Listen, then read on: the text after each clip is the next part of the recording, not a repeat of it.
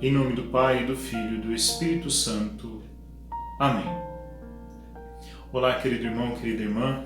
Que bom nos encontrarmos mais uma vez ao redor da palavra. Ela nos une, ela também nos forma. A palavra de Deus é para nós alimento e assim nós temos a graça de conhecer hoje, através do evangelista Lucas, as discípulas de Jesus. Ele nos dá o nome de ao menos 3 mulheres que certamente eram muito importantes, não só na época de Jesus, mas também para toda a igreja que começava, que tinha os seus primórdios naquele tempo em que Lucas escreve. Nós temos aqui Maria Madalena, Susana e também Joana, dentre outras mulheres que seguiam Jesus. Vemos já algo de maravilhoso e extraordinário, porque os rabinos na Terra Santa não tinham mulheres que os seguiam, não admitiam. As mulheres não tinham um lugar na religiosidade. O lugar da mulher era na casa, na educação dos filhos, no aconselhamento do marido, mas de maneira muito particular, no que dizia respeito à fé, elas eram deixadas em um segundo plano. Mas aqui Jesus nos mostra que elas são colocadas em um primeiro plano. Jesus rompe com barreiras culturais que eram importantes e muito sérias naquela época para nos mostrar que para Ele, em dignidade, todos somos iguais. Então, vemos que na igreja existem muitos princípios. Temos o princípio petrino, que é o princípio da hierarquia, da obediência às autoridades da igreja. Mas de maneira especial, Maria, ela não tem um cargo dentro da igreja. Jesus não lhe deu nenhum status dentro da igreja.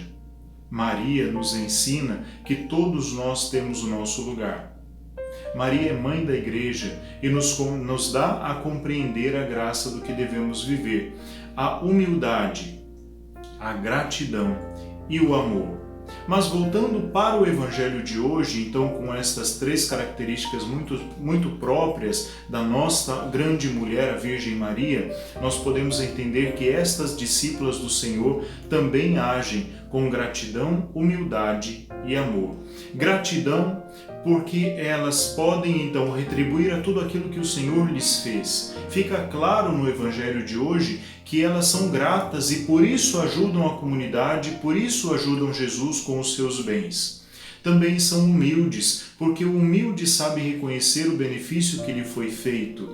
Elas são humildes e os discípulos, exatamente por caminharem com Jesus, também se demonstram humildes, porque receber também é um ato de humildade.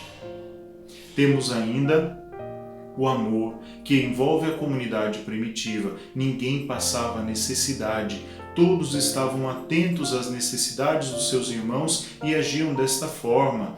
Lucas também nos narra a mesma coisa em Atos dos Apóstolos, capítulo 2. Ninguém passava necessidade.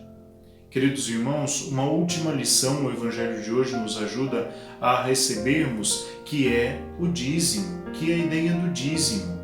O dízimo, dentro da nossa fé, ele é um mandamento da igreja, mas muito mais do que um mandamento, o dízimo, que é dar 10% de tudo aquilo que temos, não só do nosso dinheiro, também dos nossos bens materiais, mas principalmente daquilo que somos, do nosso tempo, das nossas próprias capacidades. Tudo isso é dízimo, tudo isso deve entrar num horizonte de gratidão ao Senhor.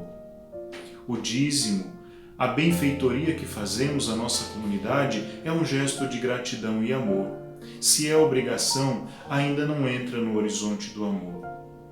Querido irmão, querida irmã, que o Senhor possa nos ajudar a compreender, então, através da presença dessas 3 mulheres e das outras que também nós não sabemos os nomes no Evangelho de hoje, a aprendermos o que é gratidão, o que é humildade, o que é amor, e que o nosso Divino Mestre nos forme nessas 3 grandes virtudes. Dentre elas, certamente a maior é o amor, mas a humildade, ela é chamada de rainha das virtudes, e a gratidão deve existir no coração de cada discípulo. É incompreensível que alguém conheça Jesus e não seja-lhe grato.